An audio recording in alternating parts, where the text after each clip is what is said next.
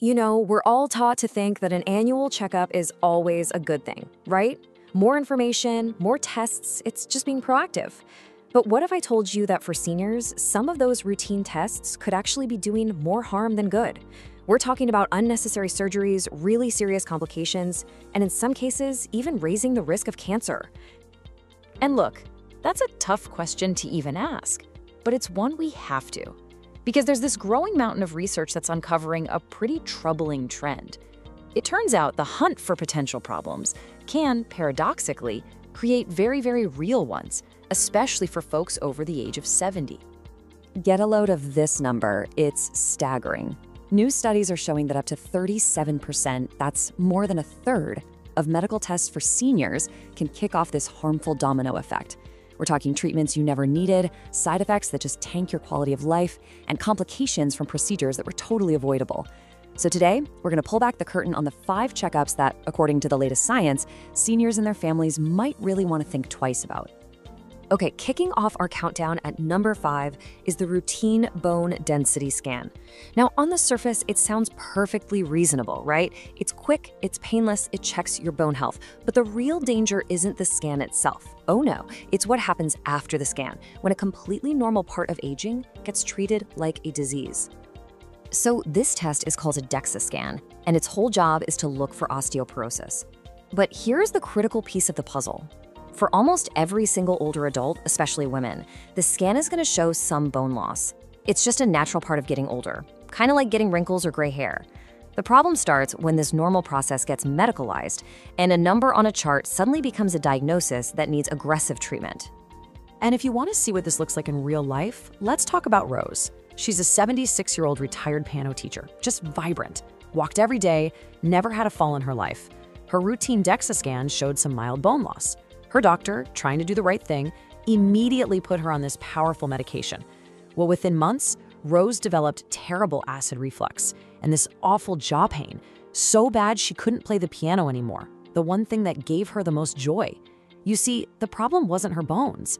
It was the side effects of a drug she probably never even needed. Now, you might be thinking, well, hey, maybe it's worth it to avoid a broken hip. But the actual data, it tells a very different story. A major study found that for women over 70 with mild bone loss, just like Rose, these drugs only reduce their fracture risk by a minuscule 0.3% over 5 years. That benefit is almost invisible, especially when you weigh it against the risk of serious side effects, including this terrifying thing called jaw necrosis, where the bone in your jaw can literally start to die. So when you lay it all out, the choice is pretty clear, right? On one side, you have a test that often pushes you towards risky drugs for a benefit you can barely measure. And on the other side, a focus on prevention. Simple things like vitamin D, calcium-rich foods, and basic weight-bearing exercises, like just walking or taking the stairs, have been shown to slash fracture risk by over 20%.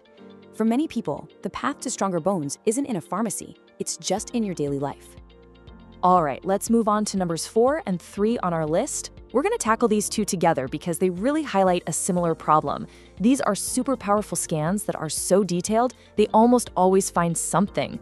But the catch is, these somethings are often just harmless quirks of aging, and finding them can unleash a whole storm of anxiety and a bunch of unnecessary follow-up procedures. So at number 4, we have the brain MRI for mild age-related memory loss. And listen, we've all been there. You forget a name, you can't find your keys, and that little flicker of fear goes through you. The first instinct is to get a scan, right? To see what's going on in there. But let's look at George, a 74-year-old retired engineer. His MRI report came back mentioning age-related white matter changes. Now, his doctor told him this was totally normal, but George just latched onto those words. He was convinced he was in the early stages of dementia. He stopped driving at night, he pulled out of his social clubs, all because of fear from a scan that just showed the normal brain of a healthy 74-year-old. And what happened to George? That's not a one-off thing. It's basically the norm. A massive review of MRIs for these mild memory issues found that, yeah, the vast majority showed some kind of abnormality, but only a tiny 3% of them pointed to a condition that could actually be treated. That means for 97% of people, the scan just delivers a big dose of anxiety with zero actionable benefit. It creates a psychological weight that's way worse than the original forgetfulness ever was. So what's a better way to handle mild memory concerns? Well, unless there are other really serious neurological symptoms happening, the sources all say to start with a simple cognitive screening test. It's just a series of questions and little tasks you do right there in the doctor's office. It's surprisingly effective at checking your cognitive function, but without the risk of all that high-tech induced panic. It's about getting the right info without the emotional fallout. Coming in hot at number 3 is the cardiac stress test for patients who don't have any clear symptoms of heart disease. Let me tell you about Raymond. He was 75. He told his doctor he felt a little more tired than he used to when walking up really steep hills. So, just to be safe, they did a stress test. It came back abnormal. That led to an invasive angiogram, where they found a minor blockage and put in a stent. Well, Raymond had a bad reaction to the dye they used, developed serious kidney problems, and ended up in the hospital for a week. And his fatigue? It never got better because it was never about his heart to begin with. See, the huge problem here is the false positive rate. It's incredibly high.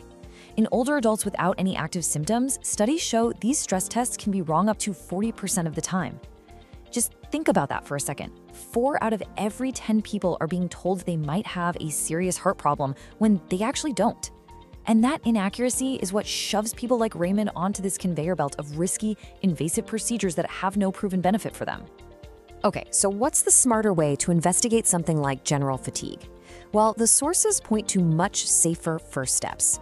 A simple resting EKG can check your heart's electrical rhythm, and a coronary calcium scan, which uses a very low dose of radiation, can actually see if dangerous plaque is building up. These tools give you useful information without sending you down that high-risk path of unnecessary interventions. This one might actually surprise you. For decades, we've heard that the colonoscopy is a vital, life-saving tool. And don't get me wrong, it absolutely is. But, and this is a big but, the risk to benefit calculation changes, and it changes dramatically as we get older. That's why the official U.S. Preventative Services Task Force now recommends that most people stop routine screening at age 75. The math on this is, well, it's pretty sobering. A massive 2019 study of over 1 million Medicare patients laid it out in black and white. For every 1,000 people over 75 who get a screening colonoscopy, only 2 are saved from dying of colon cancer. But 20 will suffer a serious complication. We're talking about bleeding, bad reactions to sedation, or even a bowel perforation, which is what happened to Dana, 73. That is a 10-to-1 ratio of significant harm to benefit. Now, this doesn't mean screening just stops. It means it needs to get smarter. And the highly recommended alternative for this age group is called the FIT test. It's a simple, non-invasive stool test you can do in the privacy of your own home. There's no awful bowel prep that can leave you dehydrated, and there's no sedation, which carries its own set of risks for older adults.